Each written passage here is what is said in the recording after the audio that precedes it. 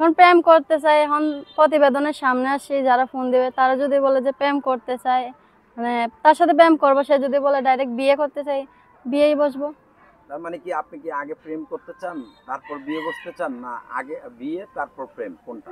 আমি তো বললামই, সে যদি বলে যে তোমাকে আমার ভালো লাগছে, তোমার সাথে আগে আমি কয়েকটা দিন প্রেম করি, পরে তোমাকে বিয়ে করব, তা হইতে পারে। আবার সে যদি বলে যে না, তোমাকে আমি সরাসরি বিয়ে করতে চাই, তাও হইতে পারে। আসসালামু আলাইকুম দর্শক, দেখতে পাচ্ছেন আমাদের সামনে একজন বোন। তো এই বোনটি কেন আসছে ক্যামেরার সামনে সেই কথাগুলোই শুনবো আজ তার মুখ থেকে। আপু আসসালামু আলাইকুম। ওয়ালাইকুম আসসালাম। কেমন আছেন? জি ভাই, ভালো আছে। আপনার নাম ঠিকানা একটু বলেন। আমার নাম জান্নাত, আমি থাকি নোয়াখালীতে। নোয়াখালী থাকেন? জি। আচ্ছা, নোয়াখালী কোন জায়গায়? সোনাপুর। সোনাপুর। আচ্ছা, তো এই যে ক্যামেরার সামনে কি কারণে আসলেন সেই কথাটা একটু বলেন। ক্যামেরার সামনে অনেক কষ্টে করে আসছি।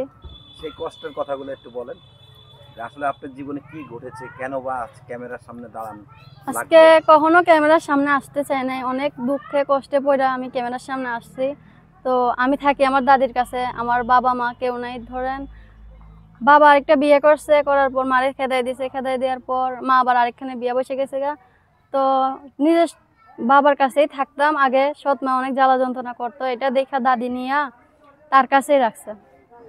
আচ্ছা, এই যে দাদুর কাছে যে ছিলেন, দাদা আছে আপনার? না, মারা গেছে।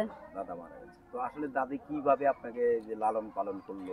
দাদি যখন সুস্থ ছিল, এখন তো অসুস্থ হয়ে গেছে গা, কোনো কিছু করতে পারে না, অচল একদম। যখন সুস্থ ছিল সেখন আমাকে পড়ালেখা করাইছে, ঠিক মতো খাওয়াইছে। আর এখন তাও করতে পারে না, এর জন্য আমি পড়ালেখা ছাইরা তার বাসা বাড়িতে কাজ কাম করি। আগে টেলারি কাজ করতাম, এখন আর তাও করি না, এখন বাসা বাড়িতে কাজ করি। আচ্ছা, এই যে টেলারি কাজ ভালো ছিল না বাসাবাড়ির কাজটা ভালো, কোনটা? টেলারি কাজই ভালো ছিল, বাসা বাড়ির কাজ তো ভালো না, মনে করেন সবাই তো আর ভালো না। আচ্ছা, বাসাবাড়িতে কাজ করলে অনেক টাইমে বাসাবাড়িতে যারা কাজ করে তারা বিভিন্ন কিছুর সম্মুখীন হয়, এরকম কোনো কিছু আপনার সম্মুখীন হয়েছিলেন? সম্মুখে হয়েছে বলেই তখন প্রতিবেদনের সামনে আসছি, যে একটা মনের মতো মানুষের আশায় যে আমাকে কাজ কাম না করাইবে, তার সাথে কথাবার্তা করব, সে আমাকে বিয়ে শাদী করবে, এর জন্য আসছে। আচ্ছা, আপনার বয়স কত এখন? 18। 18। তো এই যে 18 বছর বয়স, লেখাপড়া কতটুকু করেছেন? ক্লাস 8 পর্যন্ত লেখাপড়া 8 করছি। পর্যন্ত, মাশাআল্লাহ, খুব সুন্দর। এই যে 8 পর্যন্ত লেখাপড়া করে টেলারে কাজ করলেন, তারপর বাসাবাড়িতে কাজ করেন, এখন বিয়ে শাদী বসতে চান। আসলে বিয়ে শাদী যে আপনাকে দিবে, কে দিবে? দায়িত্ব কে নিবে? আপনার এই বিয়ে শাদীর দায়িত্বটা কে? আমার দাদি আছে, উনি নিবে। আচ্ছা, দাদু দায়িত্ব নিয়ে বিয়ে দিবে। জি। আচ্ছা, তো আসলে এখনকার সমাজে তো বেশিরভাগ মেয়েরা বয়স্ক লোকের কাছে বিয়ে বসতে চায়, বয়স্ক লোক চায়। আপনি কেমন লোক চান? ভাই, আমি বয়স্ক হইলেও আমার কোনো ফ্যাক্ট মনে করি না, বা এমনি হইলেও আমার কোনো সমস্যা নেই। আমি মনে করি যে আমার পাশে থাকবে, আমাকে ভালো রাখবে, ভাত কাপড়ের দায়িত্ব নেবে। আমি এমন একজন মানুষের আশায় আইছি আচ্ছা, মানে প্রতিবেদন। 3 বেলা 3 মুঠো সুন্দরভাবে ডাল খাওয়াইলে, ভাত খাওয়া রাখতে পারে। ডাল ভাত খাওয়ায় রাখতে পারলে। আচ্ছা, এই যে মানে দেখা গেল যে একটু বেশি বয়স্ক লোক যদি আপনাকে প্রস্তাব দেয় বিয়ে করবে, আপনার সব দায়িত্ব নেবে, সেক্ষেত্রে কি আপনি বিয়ে বসবেন? হ্যাঁ, অবশ্যই বসবো। সে যদি আমাকে এইভাবে দেখা বুঝা যায় না শুনা, সে যদি আমাকে বিয়ে শাদী করতে চায়, অবশ্যই বসবো। কিন্তু সে ভালো হইতে হবে, তার মন ভালো হইতে হবে। আচ্ছা, মন ভালো হতে হবে, সে ভালো হতে হবে। জি। আচ্ছা, তো আপু আরেকটা বিষয় আমি আপনাকে জানতে চাই, যেহেতু ক্লাস 8 পর্যন্ত লেখাপড়া করেছেন, জি। কখনো কি প্রেম টেম করেছিলেন? না, প্রেম টেম করি নাই তখন।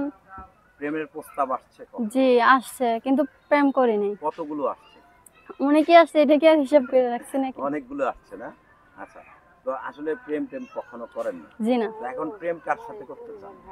আচ্ছা, সরাসরি বিয়ে হলেই ভালো মনে হয়? এখন হইলে তো ভালো হয়, এখন সে যেইভাবে বলবে সেইভাবে। সেভাবে। আচ্ছা, তো আসলে এই যে আপনার কোনো চাওয়া পাওয়া আছে কিনা? চাওয়া পাওয়া বলতে চাওয়া পাওয়া বলতে মানুষের অনেক কিছু চাওয়া থাকে, যেমন অনেকে বলে যে আমাকে বিয়ে করলে আমার ফ্যামিলির দায়িত্ব নিতে হবে, এই সেই এই ধরনের কোনো না, চাওয়া? এমন কোনো চাওয়া পাওয়া নাই আমার। তো দাদিকে দেখবে কে? দাদির তো মনে করেন আমার আব্বু আছে, এখন দাদি আমার জন্য এর ছেলেরা থুয়ে আসে বসে, সে আবার তার ছেলের কাছে চলে যাবে। চলে যাবে? জি। আচ্ছা, তো আপনার সাথে যোগাযোগের কোনো ব্যবস্থা? দর্শক আপনারা শুনলেন, আপনার নাম যেন কি বললেন? জান্নাত। জান্নাতের কথাগুলো। তো জান্নাতকে যদি কারো ভালো লাগে, সরাসরি জান্নাতের সাথে যোগাযোগ করবেন। ইউটিউব কর্তৃপক্ষ এই ধরনের দায় দায়িত্ব নেয় না। আপনারা আপনাদের নিজ দায়িত্বে এই অসহায় বোনটির পাশে একটু দাঁড়াবেন সকলে, এটাই আমাদের বলা।